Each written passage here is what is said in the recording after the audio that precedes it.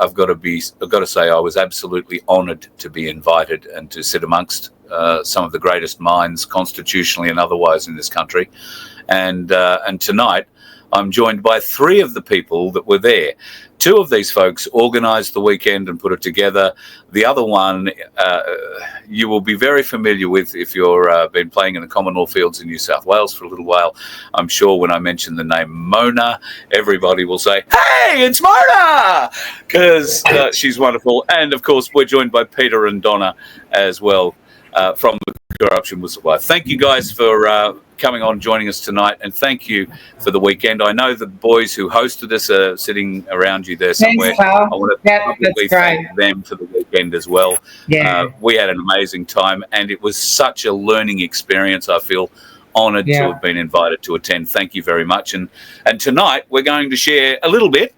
We did discuss a lot, and we will share a lot more, but we're going to share this in chunks, really, aren't we, tonight? And we're going to talk grand jury indictments. What is a grand jury? What is an indictment? And how the hell is it going to help us in any way? Who wants to start? Peter? Yeah, right, I'll start. Yeah, so a grand jury indictment is our peers all getting together to see if there is enough evidence to make an indictment or create a criminal charge for a trial. What do you say to people who say, oh, it's an American thing? No, that's not true. It's a grand jury of our peers. Anybody can hold a grand jury. It's we the people. And because the problem we've got at the moment is we have no valid courts whatsoever. The whole lot of the seals are fraudulent. They're outside of referendum consent. So that's why we can't get justice in any of our courts. And many Australians will agree with that. The ones that don't realise how bad it is are the ones that haven't been into our court system. It's totally unjust. Yeah, I think it's pretty widely known now that you only get perceived justice if you've got enough money to get into the court system prepared to fight it to the very bitter end. And even then, by the time you do, the money's gone. The lawyers and the judges have it regardless. So there is no true justice in the system, 100% right. And it has been corrupted. And as I mentioned, edition 1 of the Corruption Whistleblower outlines in great, exquisite detail that's very easy for people to understand exactly how the fraud was perpetrated against us. Thank you, Donna. Yeah, exactly how the fraud was perpetrated against us. So the purpose of the weekend, Donna, would you like to explain what was the purpose of the weekend we've just experienced together? So, yeah, we probably not going to speak too much about that because it's all done with now. So we had a lovely chance just to get together and have a chat about pathways to move forward, which was already happening anyhow. So we're already having the 8th of February down at Canberra. We've nominated the Magna Carta place to basically have a picnic, a grand jury indictment picnic from 12 noon onwards. So, yeah, come along and join us. We're going to have a picnic and just catch up with some friends and see if you will require a grand jury indictment on the Australian government and the officialdom related to that. So what we've done now, we're just finishing off a flyer. Of course, we were the ones that were originally with the Freedom Rally that was going to happen over the Renewable Energy Farmers Freedom Rally and all. So we were going to tag on the back end of that, but they've pulled the pin on that rally. And we have continued on. We haven't stopped at all. We've continued on, and developed some really good ideas that can help this nation. Yeah, pull its nose up before we just crash and burn. 100%. And to that end, the minds that were brought together over the weekend all had an opportunity without ego, can I say, without ego entering the room in any way, shape or form. It was wonderful. Have all had a way to form, in fact, what we're going to speak about tonight. And Mona, you guys have been working feverishly, I guess, for the last 24 or 48 hours on the document that we're about to put up. Now, would you like to explain what we're going to do, how we're going to talk people through this? So good evening, everyone, and thanks for the opportunity. And I'm grateful and thankful to be part of this show and these two beautiful men and women. So where we're going to talk about, and as most of you know me, we've been serving fiduciary duty letters pretty much 1.5 years now. And especially last year in 2023, when we really went hard on the fiduciary duty letters all around basically New South Wales, Queensland, and in Victoria, and some other states as well, especially New South Wales. And some of you know me, some of you not. Basically, we started in the Supreme Court of New South Wales, I had actually a positive experience. So we know the justice system as of 14th of February 1966 operates as a de facto governmental agency that basically they are unelected judges and unelected magistrates. So there is no competent jurisdiction. Now, well, yes, and we know that they are operating as a foreign corporation. Right? But in the meantime, they're acting as a public servant. Now, as a public servant, they got fiduciary duty and fiduciary responsibility as we are the single shareholder under the Commonwealth of Australia Constitution Act 1900, UK. And that's what I've basically been using. And I had a positive, great experience in 2 courts, actually, in New South Wales, the local court of New South Wales. I actually had it in family court as well. As a court observer, and in the Supreme Court of New South Wales, when we used basically very basic fiduciary duty letter, and Justice Kuntz, which I'm going to mention his name because with all due respect for that justice in the Supreme Court of New South Wales, who fully comprehended his fiduciary duty and fiduciary responsibility. All the way from the beginning till the end, he was impartial. He basically operated under consent, and he made sure that there will be fair justice. This was the first time, and I've had a couple of court observers with us who were actually with us in the court. I was as a Mackenzie friend, and that's basically last year I learned that in a positive way, yes, the fiduciary duty letter does work. They are public servants who are actually comprehending it, and they accepting it, and they know it. Of course, there is some, I can tell you, I can name and shame right now here if you wish to do so in the local court of New South Wales, which is my experience. I do have evidence, so it's not a defamation of character or anything like that. And I can tell you lawyers as well who actually, they breach their fiduciary duty big time. Okay, so that's registrars, and which I can go maybe later another time. I can go more into that. Yes, the system is very corrupted, unfortunately, and we got a fiduciary duty as a man and woman that we need to inform the public servants that here to serve us, right? You're making the money because of us. It all goes back to the birth certificate. So you are owning a fiduciary duty and fiduciary responsibility for the public, for the people, public and the people, we the people, to look after us. Okay, and this is that simple. We're not coming here to cause any harm, loss, or damage. We just want you to do your job properly. We are happy that where you are, just do your job properly. That's all. We're not coming here to do any dramas or anything like that, right? We're just here to basically inform you, and we got a duty to basically make sure that every single public servant in this country is going to do their job under fiduciary duty and under fiduciary responsibility. Every single public servant. So what that means, it's in the document. People go, oh, what's fiduciary duty mean? Yeah, everyone's asking that. That's great, because we're going to outline it in the document that we're going to go through tonight and show you amazingly what it is. So once we hold them to task to this, we can say, oh, they have breached their fiduciary duty, but we have to show them what it is first, and we have to become aware of what it is first as well. So we all know what we're talking about, and we all know how they've breached it.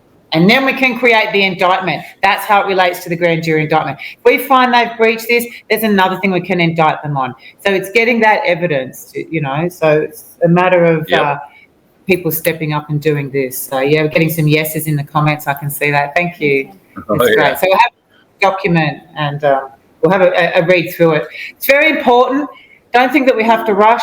It really has taken all weekend to construct the document and the pathway. This is not a simple matter. It's quite a complex, multiple steps matter, and this is one of the first steps that is vital that we do, so that we can breach them on as this notice of fiduciary duty goes to them. We can then breach them on them not fulfilling their judiciary duty. And we actually have a duty, we have a fiduciary duty as well, to inform them what they're doing. So we're all doing our job. to begin at the top of the document, this is a submittable document that we're showing folks. So these are the people who have been noticed, if you like, on this particular document. And what we've done for everyone, I'll just say, because you said this is a submittable one, that's right. This is the one that the people fill in. And we're going to also put available one that's complete and just show you how, you know, if you want to write like upper and lower case and what you want to, how to autograph your name and just the idea of all that kind of stuff. We will have a completed one. We're just going to, you know, bang these out over the next few days because it's every 72 hours and Mona will run through that. They need to be served every 3 days, every 72 hours for 4 sessions, 4 times. And that really stitches up. So, and that is outlined on the document. So, you know, it just starts as a normal document. You can take it from the top if you want. I just saw a comment, Mark Willen. Look, you might be targeted. In end of the day, and this is what I'm going to suggest. And again, everyone does whatever you want to do, guys. I done my petition of right back 2021. They tried to put me, you know, in mental health and jail and all that stuff, you know, the usual stuff. After I done my petition of right, they never tried to do this kind of stuff. They know because I got a prima facie evidence. I got a forensic document.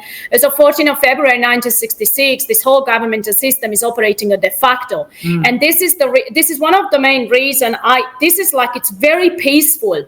Because in end of the day, if they're operating as a public servant, it's no matter what. And I had numerous public servants from ATO, from New South Wales government, from Victoria government, from Queensland government, all different type of public servant. They admitted that they are owning a duty of care, which is part of the fiduciary duty. And numerous public servants, even when I talk to them over the phone, they know what is fiduciary duty. So this is one of the most simple document that I've in the last 5 years, I would say it's one of the most simple, the most easiest. And just remember, we got a duty. We haven't done making them accountable as of 1966, thanks for COVID, right? A lot of men and women is actually waking up. And basically, we know they don't have authority, and I agree with that, whatever you were commenting it, because they're operating as a foreign agency. I do have evidence about that one. They registered in America with CEIK numbers, especially for New South Wales. I got a 9 pages document. Anyone wanted, you know, I'm probably going to send it to you, Kyle, and you can upload it to your website, that they are actually operating as a registered Crowning Right New South Wales and the New South Wales Treasury Corporation in America, registered with the CEIK numbers. Sullivan with Cromwell from New South Wales, Sydney, basically sent a letter back in 11 September 2009. So that's already, you know, a huge evidence. Plus, if you go to the Security Exchange, you can see. We've got it in the first edition. Yeah, and yes, the Australian decimal currency, the metric measurements, the de facto governmental agencies been operating unlawfully as of 14th of February 1966. We never had the referendum. Anyone who's done the petition of right, that's your prima facie evidence, that's your forensic document that this so-called de facto governmental agency is operating unlawfully, and whatever they're doing, it's treason against us. Now, let's just stay in honor, okay? So let's just say, okay, we accept that you're a public servant, okay? Now, that's fine. We give you the respect. Please give us respect and do your job under fiduciary duty if you wish to be a public servant. If you don't wish to be a public servant, then you can be the corporation. Then you need to provide the web ink signature. Then you need to provide the ASIC forms 402, 403, 404, 405, 4184, and the foreign registration statement, which is 7 pages instrument. Okay, so we can go in both ways. No worries, choose your battles. Which one would you like? So we give you the choice. That's fine, you know, so it's all good. It's a very, very, very simple document, okay? Everyone can comprehend it. You know what is duty of care. You know what is duty of loyalty, integrity, it's simple. You cannot go any more simple. Now, basically, notice to the agents, notice to the principal, notice to the principal, notice to the agent. That's how we usually serve the instrument. And this is not private, it's public, and it's transparent, of open, and it's basically to inclusive all her successors. So what's happened if any of these public servant, whatever named here, done here, and they decide to leave, the next one who comes in, it's going to apply to them as well. Okay. Now, the file number The file number, it's going to be your initial. So just example, like my name, the name which I use, it's Mona Pamela. It's going to be MP, okay, your file number and the date. So you're going to choose, like example, if you're sending out today, it's going to be 20/01/2025. So it's going to be MP 20, like today's date, 20/01/2025, okay, and that's going to be your file number. Remember, okay, just in case later on, if you are in court and you want to subpoena this document, okay, you can actually subpoena. This is your own document. And we're going to go through how many times you're going to send it out and so on and so on. It's always good to have your own instruments, documents. So I like to use instruments because documents is legalese. Instruments is more lawful way. So we're dealing with legal and lawful. I prefer always use the plain, simple English, keep it simple as much as possible and spiritual. And this is called the Notice of Fiduciary Duty to all proclaimed public servants who are financed, employed by the Australian government in all capital capacities. And this is, we're talking about the Australian government. Yes, I know it's de facto Australian government. So 14th of February 1966, I'm fully aware of that. I am holding the prima facie evidence, okay? So I just want to let you know, all right? Anyway, they issuing all fake warrants and they try to arrest you and contempt of court and et cetera, right? It's all unlawful, right? They try to put you on the mental hearse because you write an affidavit, example, right? And you don't have either strong standing or... That's right. Yeah. See, we didn't elect these people in a nutshell. Yes. That's exactly That's right. right. They've all been selected. There is no election. There is only selection. Yeah. Okay? Now, electoral law, that's another thing. Again, if you've done your petition of right, you can get off in another way as well. All right, let's keep going. To all receivers and respondents, just would like to let you know we haven't finished this one completely. We're still going to update some more details all around the states in the Commonwealth of Australia. And we started basically with the High Commissioner of the Human Rights of United Nations. Yes, I know the charity, yes, but they still got a fiduciary duty. The International Court of Justice system, yes, I know they're not the lawful court because the only lawful court we got would be the probate court, and that would be equity jurisdiction. When you walk in as a man and woman, not Mr. and Mrs. and whatever you want to call it, all right? You walk in as a man or woman. Now, keep going further. Stephen Kennedy, he's the Secretary Treasury. Obviously, he's owning fiduciary duty when we go and dealing with courts, especially the estate, administering the estate, and so on and so on. Keep going forward. We got the Chief Financial Executive Officer, in Australian Financial Security. This is basically one of the agencies who are doing bankruptcy. They all unlawfully. We got the Human Rights Commissioner. Now, a little bit of information. As of last year, and I know a couple of men and women behind it, the Attorney General is been expanding Australia one. Mark Dreyfus, who is the Attorney General of Australia as we currently speak, he's been expanding his office, and we just got it the 2nd of December 2024. Chris Evans, who is the Anti-Slavery Commissioner, it's going to be somewhere here. We got Michael Yakesh, who is the Shadow Attorney General. We got Human Rights Commissioner Lauren Finlay. I think she's been replaced sometimes in 2023 in November. Then we keep going. We got Penny Wong, Australian Minister for Foreign Affairs. Now it's time to either give you 4 chances with this fiduciary duty letter, or otherwise there will be further action taken, okay? Remember, we have the biggest problem in the courts because they just keep pushing slavery, identity theft, they're pushing the personage, the barratry.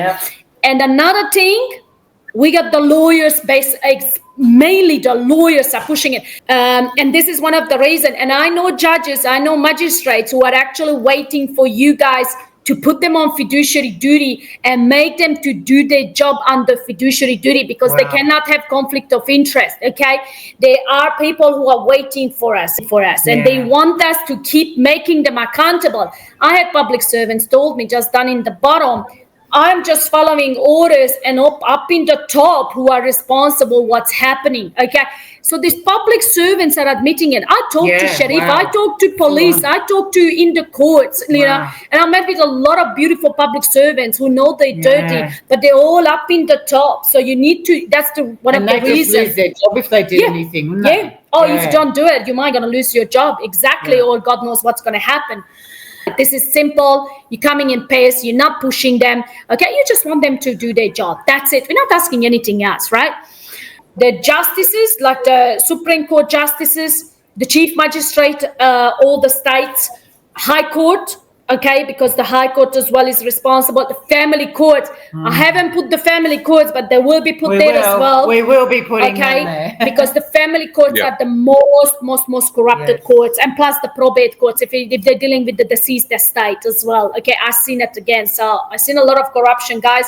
I never thought, being Hungarian and born in Romania, I've seen a lot of corruption from the bottom till the top. I've seen envelopes, okay. I lived in communist for 10 years. So if I've seen corruption, I've seen corruption. But I have to tell you one thing, I see more corruption here. Now, they want us to be the person, the system, because it's everything is that they can see the paper. They cannot see the living man and the living woman, we the people. But they got a fiduciary duty to act in the best interest of us.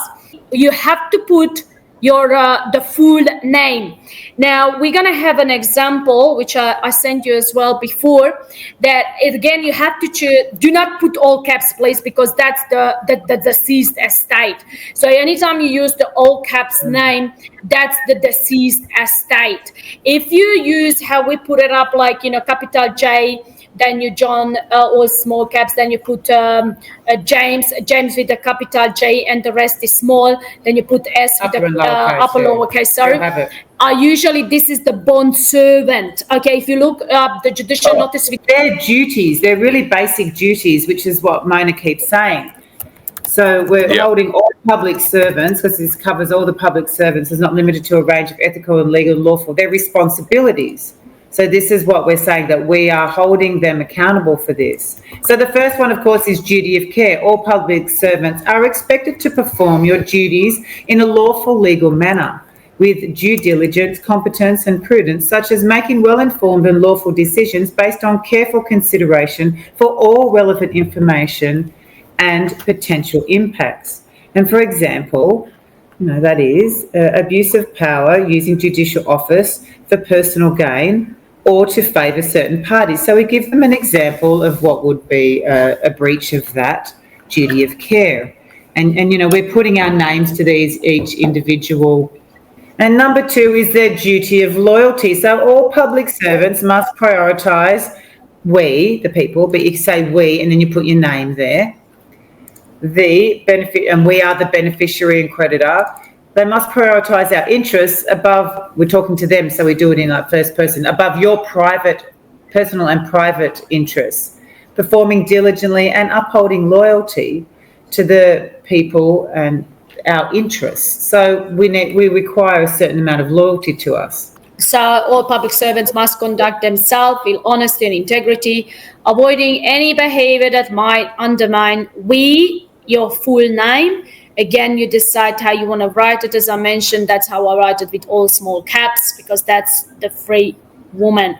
The beneficiary creditors, confidence. All public servants must conduct themselves in a manner to prevent any possible corrupt practices, such as possible forgeries, default judgments, example, not signing the document, bogus court orders, possible fraud, and any possible form of potential unethical conduct. If you as a receiver respondents are in knowledge of any crimes, misconduct, malfeasance, again, that's when they put them, actually, when you put them on fiduciary duty, right, and they still commit misconduct and malfeasance for the personal gain, like example, they rule against you in the court without evidence, because there is no material evidence most of the times. The brief of evidence is not the full unredacted evidence, okay? It's all fabricated, manipulated, and they actually charging the estate. They're not charging the woman or the man, because they don't have authority anyway. They're dealing with the deceased estate, and this is one of the reasons I was mentioning about the probate court. The only court we can go, that's the probate court, Supreme Court, and that's equity jurisdiction. It is legal lawful a duty to report all events to the Australian Federal Police, Anti-Corruption Academy email, where the email address is there, and the Corruption Whistleblower. Just remember, we do have the Anti-Corruption Academy Facebook group. Then I strongly suggest you join to the Anti-Corruption Academy and do your petition of right. If you do have this kind of fear or feeling, okay, it's a great protection. Okay, we got men and women who's been breaching bail conditions because you're traveling without license and registration, and they stop you and bail conditions 6-time breach, and they try to jail you. They cannot do it. Okay. This guy's got the petition of right. The another one is the Corruption Whistleblower newspaper email address, okay, info@corruptionwhistleblower.com. I strongly suggest you to report them all, okay, email and to the AFP as well.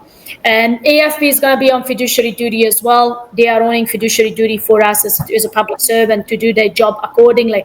Again, I strongly suggest you, anytime you're dealing with any public servant, every time and every single time, have one fiduciary duty letter and hand it to them. Give it to them with love and just keep going every single time. There is no day that I don't use the fiduciary duty letter. I can tell you that. Okay? I can tell you, Kirk, that's not possible at all. Okay, that's already been dealt with. Yes, and they're very aware. There's a lot of public servants are aware of that. Okay, a lot of men and women been using the fiduciary duty already all around the country. Okay.